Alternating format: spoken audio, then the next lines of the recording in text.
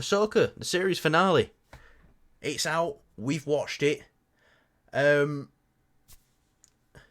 Just overall, quick one. Yes or no? Do you like this episode? Yeah. I liked it as well, but I wasn't satisfied with it as a finale. It I felt could go like, through this episode and say I liked that, I liked that. There's loads of stuff I liked and loved in this episode. see, we talked about this being like, oh, it's gonna have like a bit of a cliffhanger. No, I'm not bothered about a cliffhanger. I like the cliffhanger. No, but no, no, no, no. I get what you're saying. With a cliffhanger and stuff, obviously we kind of expected it. We thought that Yeah, the remnants of this empire throne, he's gonna win essentially. And it was kind of easy to see. It was a little predictable. I can't lie, the episode was a little predictable. Um, I think we knew since they went to that planet, it was like they're gonna get stranded there. for me though, Oh yeah, spoilers by the way. yeah, it leaves it in a sense of not almost like a series finale. It feels like A mid-season finale. yeah, Yeah, or like even just like an episode before the finale. That's what it felt like. I yeah, feel it's like, like. oh, we're gonna get another episode. That's the finale, and it's not. But I don't know because I liked a lot of stuff in this episode. I did, but there's just something about it where I'm like, I will get the biggest thing I did not like about this episode out right away, and I think this is probably the only thing I didn't like apart from the overall feel of the episode is, uh, no Balin, pretty much, no Shin. We got what 10 seconds of both of them.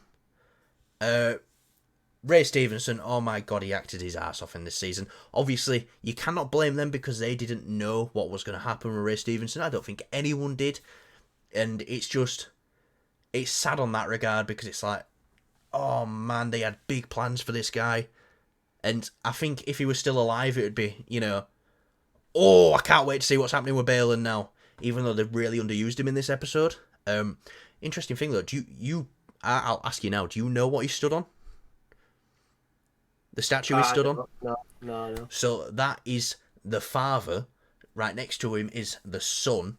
And then there's supposed to be another statue there that's probably been destroyed, which is of the daughter.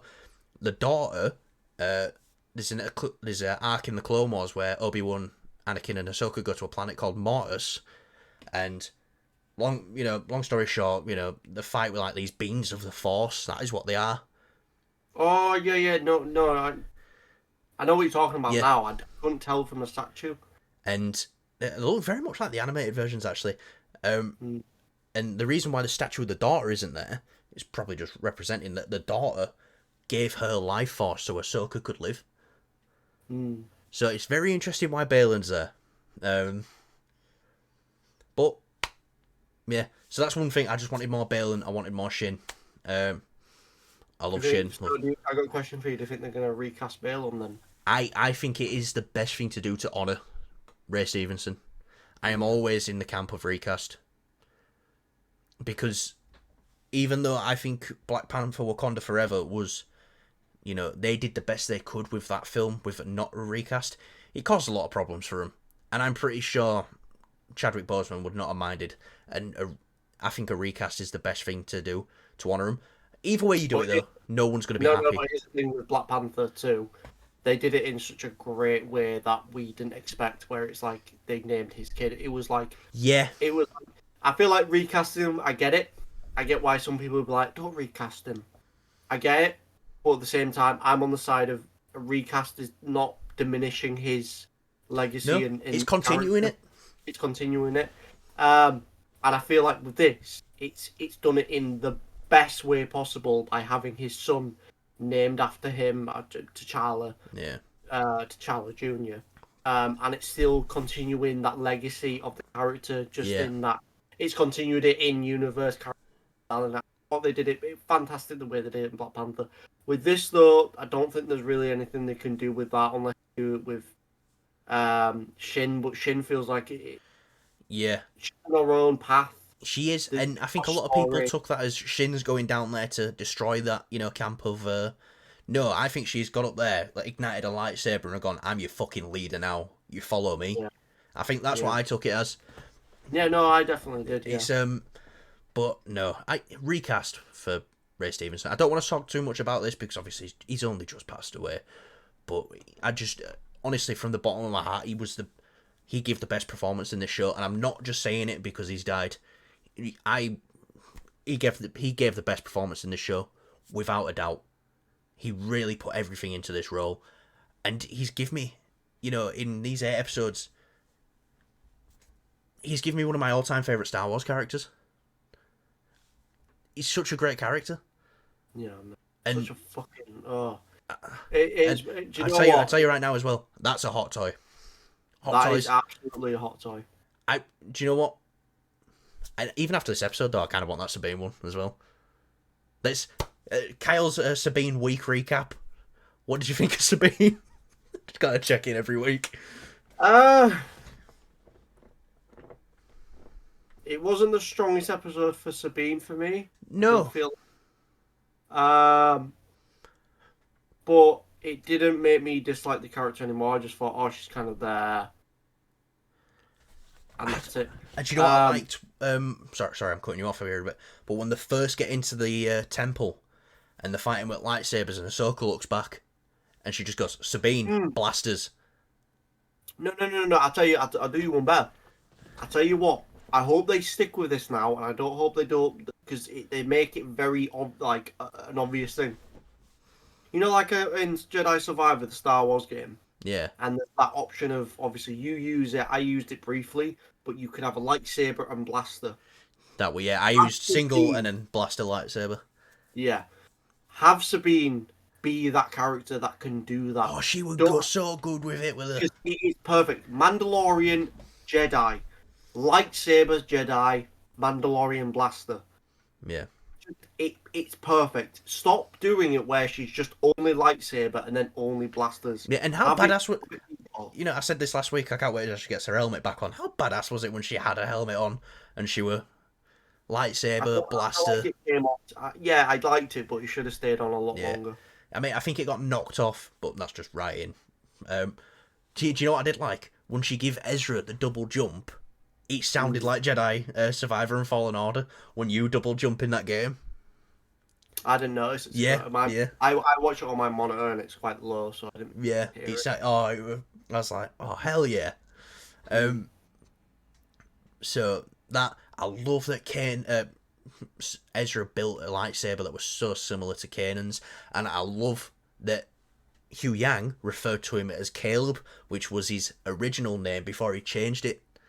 So there's loads of stuff I love in this episode. I just don't know what it was. I'm gonna say something a bit controversial here. Say it. The lightsaber stuff with Ahsoka, just at the start, felt a little bit sluggish. Because when you look at Ezra, he was quick, he was fast. He had some good stuff in this. Yeah, and it was like, why isn't Ahsoka being kind of quick and fast? She's the more veteran Jedi here. She is gonna be faster, more wiser, and more efficient. And it was just kind of felt like it pushed Ahsoka in the background a little bit for me this episode. Yeah. Yeah, I feel like if they're gonna do this in the future, I'm not sure if they should call it Ahsoka season 2. I feel like it should be called Rebels. something else. Rebels Yeah. season 5. I mean, Ahsoka That was. would be really cool. That would Yeah. be really cool if they did that because it would like you'd watch Rebels, all these earlier seasons, and it's all animated. Next season, all of a sudden it's live action. That would be a very revolutionary thing to do for TV as a whole. It would really step up the game for a lot of things. Yeah. So I feel like they should have done that with this. Do you think Ahsoka season 1 is going to lead into a second season of Ahsoka, or do you think this is going to go into the film? This setup, the Mandoverse film. See that I'm mixed on it. The way they left it, it felt like, oh, we're gonna get another season. Yeah. But when Thrawn said, Say it. "You say it, You say it. say it," What? I don't know what you're trying to say. Long Live the Empire. Yeah, Long Live the Empire. Yeah. That gives me the Heir to the Empire movie Yeah. I'd vibes. well, apparently Filoni's film is supposed to be the start of a trilogy. Well then, yeah, we're gonna get a film. Do you think this is good? Because we reported a couple of months back that just kind of not scrapping Mando season 4, but they're working that into a film instead. Mm-hmm. So yeah, another thing I'm a big fan of. She's back down to one lightsaber. Other one got cut in half by Morgan. That was pretty cool. I actually liked the necromancy stormtrooper stuff, night troopers, when they got back up and the zombie noises. So the death troopers at the top of the temple when she finally used the force, which I love because, you know, Kanan said no, she don't have it, but it goes back to George Lucas's vision of everybody's got the force. George Lucas has said this many times before. Everybody's got it, and I really think they're starting to bring that back now. It's just you know you've either naturally got it like Anakin, or you've got to fucking train for it. And to be fair, you know, she did, even when Ahsoka's getting her involved when they're trying to open the door to the temple. She goes, Sabine, you too. You know, just so she's got that little bit more of belief in herself. So, yeah. So much stuff I liked about this episode. But I something about it where it's like, it just doesn't feel like a satisfying season finale. No, absolutely. Yeah, but again, Lars Mikkelsen, great as Thrawn. And really interesting that they're going to Dathomir. I think, you know, I'm pretty sure you would have known that planet as well from the back years. I'm pretty sure you knew. Yeah, that's Dathomir. Been there many times on Jedi Fallen Order. I'd always be that crazy. I'd just get straight to Dathomir. I didn't even use the double-bladed lightsaber. I just liked my lightsaber looking complete. Mm-hmm. So I'd always run straight to Dathomir. get the mod. I felt like in the second game, because in the second game, it's the way you build your lightsaber. When you change lightsaber stances, the lightsaber becomes complete. Yeah. Kind of thing. So when I was using the crossguard, it added an extra part at the bottom, and I'm like, I don't want that to look like too much, so I used it like the shortest one, so it just looked like a normal saber. Yeah. And the same with the first game when you had the double-ended. I was like, I want to make this the smallest lightsaber possible because it just looks a bit weird having a super long single blade lightsaber. Yeah. But yeah, anyways, as an episode, it was great.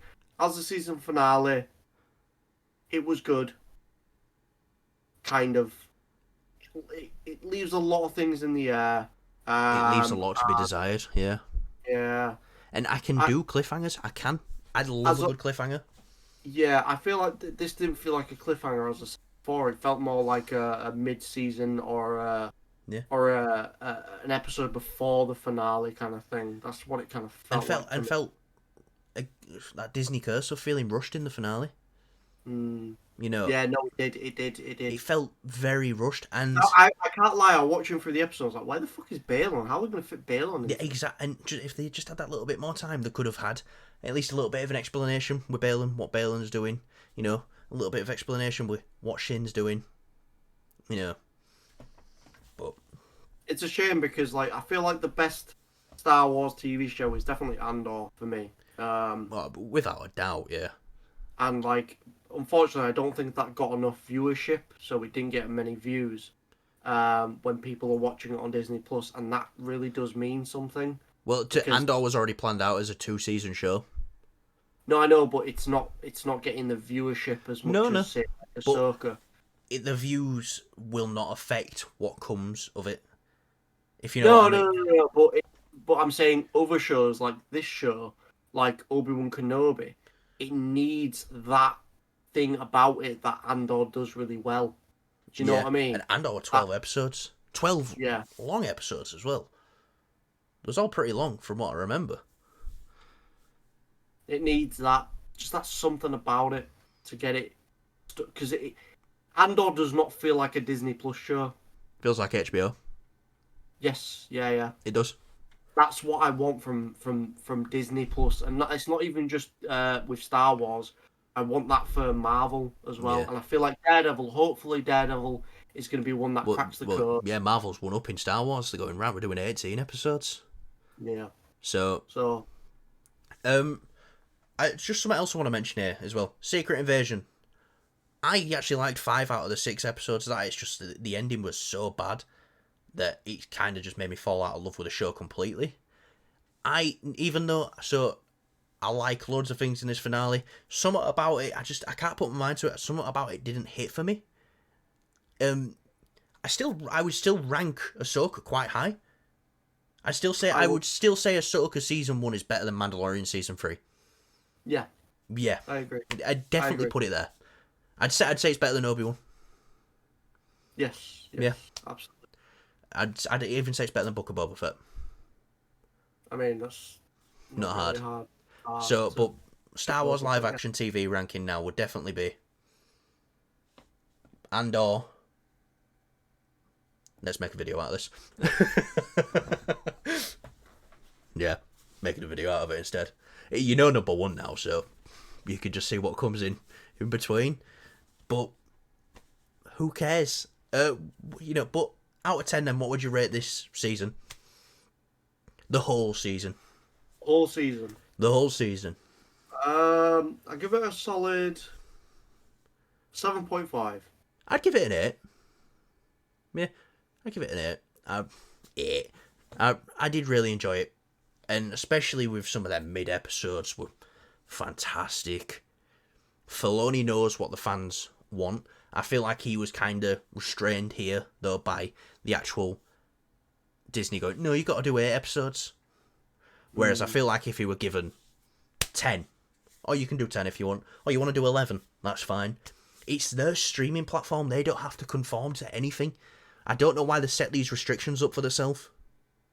It's probably what appeals to a lot of people, like maybe like statistic wise. Like I haven't done any research on it, or potentially statistic wise, that's like a for people to continue watching it, because I know like a lot of people can fall off watching a show after 4 Yeah. episodes or even 2 episodes. You know what I mean? So like 8 is like the sweet spot, roughly.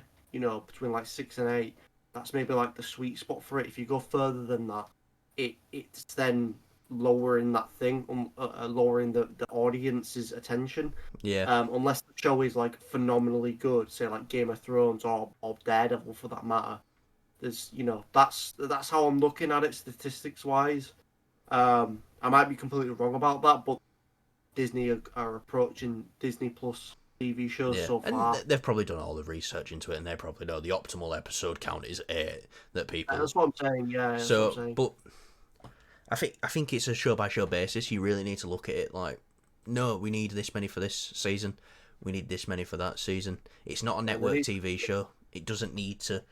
Like Walking Dead would come out every year, and it would always be 16 episodes, 16 episodes, 16 episodes, because they needed to do 8, have a break for 2 months, and then come back and do another 8. They don't need to do this. They're free to do whatever they want. But yeah, I think anything else you want to add before we go? No. One last thing, Ray Stevenson. Thank you for this role. Thank you for putting everything into it. I think you did an amazing job. Sad we won't see you again, but hopefully someone will carry the torch and carry on the R legacy. That's what I want to see. That's what I hope they do. And I hope he's not just written out, because that would be the worst thing they could do. Just leave his character unthinged. Just leaving him on the hand of the father. But that'll do us for today. This has been Movies and Beyond. We've talked about a load of movies and stuff like that. If you're just catching the cut-out video for Ahsoka, we do this near enough every day. We try to get a video out every other day at least. Looks like we're gonna be doing Review Friday, so I don't know if we're gonna do a movie news tomorrow. We might not, depending on how tired I am, depending if Kyle's playing Starfield or not. But I hope you've enjoyed. I've been Callum. That's been Kyle.